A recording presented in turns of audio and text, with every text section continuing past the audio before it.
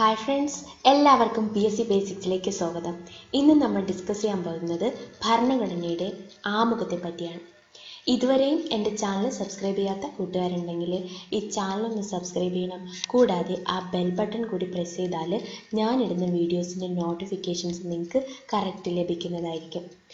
Okay, ഞാൻ കോൺസ്റ്റിറ്റ്യൂഷൻ്റെ ഒരുപാട് ക്ലാസ്സുകൾ ഇതിനു മുന്നേ എടുത്തിട്ടുണ്ട്. ഇതുവരെ ഞാൻ ലാസ്റ്റ് എടുത്തത് ഷെഡ്യൂൾസാണ്. ഷെഡ്യൂൾസിനെ പറ്റിയിട്ട് ഒരു കോഡ് സ്റ്റോറിയൊക്കെ വെച്ചിട്ടാണ് ലാസ്റ്റ് എടുത്ത ക്ലാസ്.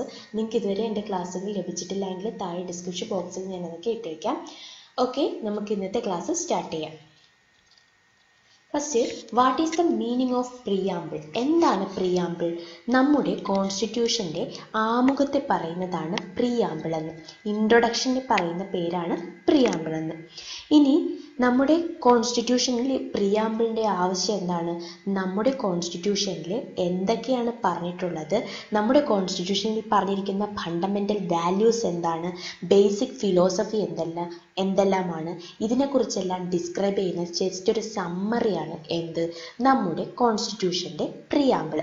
ശരിക്കും നമ്മുടെ ഭരണഘടനയുടെ ആത്മാവ് എന്നറിയപ്പെടുന്നത് ഈ കോൺസ്റ്റിറ്റ്യൂഷൻ്റെ പ്രിയാമ്പിളിനെയാണ്. ഇനി നമുക്ക് ഇതിനെക്കുറിച്ച് ഇതിൻ്റെ ചരിത്രം എന്താണെന്ന് നോക്കാം. ഇതാണ് കൂടുതൽ എക്സാമിന് ചോദിച്ച് കണ്ടിട്ടുള്ളത്. നോക്കാം. Okay, first question, architect of preamble of Indian constitution. അതായത് നമ്മുടെ ഭരണഘടനയുടെ ആമുഖത്തിൻ്റെ ശില്പി എന്നറിയപ്പെടുന്നത് ജവഹർലാൽ നെഹ്റു ആണ്. ആരാണ്? ജവഹർലാൽ നെഹ്റു ആണ്. ഇനി ജവഹർലാൽ നെഹ്റു എന്തുകൊണ്ടാണ് നമ്മുടെ പ്രിയാമ്പിളിൻ്റെ ആർക്കിടെക്റ്റ് ആയതെന്ന് ചോദിച്ചാൽ, ഭരണഘടനാ നിർമ്മാണ സമിതിയിൽ, അതായത് 1946 ഡിസംബർ 13 ഭരണഘടനാ നിർമ്മാണ സമിതിയിൽ ഒരു ലക്ഷ്യപ്രമേയം പാസാക്കി ജവഹർലാൽ നെഹ്റു. ഈ ലക്ഷ്യപ്രമേയമാണ് പിന്നീട് കോൺസ്റ്റിറ്റ്യൂവൻ്റ് അസംബ്ലി എന്തായിട്ടെടുത്തത്? നമ്മുടെ ഭരണഘടനയുടെ പ്രിയാമ്പിളായിട്ട് അംഗീകരിച്ചത്. ഈ ലക്ഷ്യപ്രമേയത്തിന് നമ്മൾ ഒബ്ജക്റ്റീവ് റെസൊല്യൂഷൻ എന്നാണ് ഇംഗ്ലീഷ് വേർഡ്. Objective resolution. ഈ ഒബ്ജക്റ്റീവ് റെസൊല്യൂഷൻ എന്നാണ് അവതരിപ്പിച്ചത്? 1946 ഡിസംബർ 13. ഇമ്പോർട്ടൻ്റ് ആണ്, 1946 ഡിസംബർ 13. ഇനി ഇത് ഭരണഘടനാ നിർമ്മാണ സമിതി അംഗീകരിച്ചത്, പ്രിയാമ്പിളായിട്ട് അംഗീകരിച്ചത് ജനുവരി 22, 1947. ഇനി ഇതിൻ്റെ കാര്യം, ഇത് മൊത്തത്തിലും എങ്ങനെയാണ് നമ്മുടെ കോൺസ്റ്റിറ്റ്യൂഷൻ എന്നും എന്താണ് നമ്മുടെ രാജ്യമെന്നും പറയുന്നതാണ്. ഇത് ഫുൾ ബേസിക് ഫിലോസഫീസ് ആണ് of about our Indian government. Okay, ഇനി ഈ ഒരു ഐഡിയ, പ്രിയാമ്പിൾ എന്ന് പറയുന്ന ഒരു ഐഡിയ എവിടെ നിന്നാണ് കടമെടുത്തത്? അമേരിക്കയിൽ നിന്നാണ്. അമേരിക്കൻ കോൺസ്റ്റിറ്റ്യൂഷനിലും ഒരു പ്രിയാമ്പിൾ ഉണ്ട്. അത് വെച്ചിട്ട് അതിൽ നിന്നും ബോറോ ചെയ്ത ഒരു ഐഡിയ ആണ് എന്ത്? നമ്മുടെ പ്രിയാമ്പിൾ. നമ്മുടെ പ്രിയാമ്പിൾ ഒറ്റ തവണ മാത്രമേ അമെൻഡ് ചെയ്തിട്ടുള്ളൂ. Only one time. ഓക്കെ, അതെന്നാണ്? 1976 42nd അമെൻമെൻറ്റിലാണ്. 42nd അമെൻമെൻ്റ് ആണ് മിനി കോൺസ്റ്റിറ്റ്യൂഷൻ എന്നറിയപ്പെടുന്നത്. ഇത് ഏത് വർഷമാണ്? 1976. ഒറ്റത്തവണ മാത്രമേ അമെൻഡ് ചെയ്തിട്ടുള്ളൂ. ഇവിടെ നമ്മൾ തിരിഞ്ഞു പോകാൻ സാധ്യതയുള്ള 2 ഡേറ്റ്സ് ഉണ്ട്, ഓർമ്മിച്ച് വയ്ക്കണം. ഒബ്ജക്റ്റീവ് റെസൊല്യൂഷൻ പാസ്സാക്കിയതാണ് 1946 ഡിസംബർ 13. ഭരണഘടനാ നിർമ്മാണ സമിതി ആദ്യം അംഗീകരിച്ചത് ജനുവരി 22, 1947. ഇനി അടുത്ത കാര്യം, architect of preamble of Indian constitution എന്നറിയപ്പെടുന്നത് ജവഹർലാൽ നെഹ്റുവും ആർക്കിടെക്റ്റ് ഓഫ് ഇന്ത്യൻ കോൺസ്റ്റിറ്റ്യൂഷൻ എന്നറിയപ്പെടുന്നത് ആരാണ്? BR അംബേദ്കറുമാണ്. എക്സാം സമയത്ത് നമുക്ക് കൺഫ്യൂഷൻ ഉണ്ടാവാൻ സാധ്യതയുള്ള ഒരു ചോദ്യമാണിത്. ഓക്കെ, നെക്സ്റ്റ് നമ്മൾ ഡീറ്റെയിൽ ആയിട്ട് പഠിക്കാൻ പോവുകയാണ്. ഡിഗ്രി ലെവൽ എക്സാമിന് തീർച്ചയായും ചോദിക്കാൻ റാങ്ക് മേക്കിംഗ് ആയിട്ടുള്ള കുറച്ച് പോർഷൻസ് ആണ്. ഓക്കെ, നമ്മുടെ കോൺസ്റ്റിറ്റ്യൂഷൻ്റെ പ്രിയാമ്പിൾ സ്റ്റാർട്ട് ചെയ്യുന്നതിൽ വി എന്ന് സൂചിപ്പിക്കുന്നത് ആരെയാണെന്ന് ഒരുപാട് പ്രാവശ്യം ചോദിച്ചിട്ടുണ്ട്.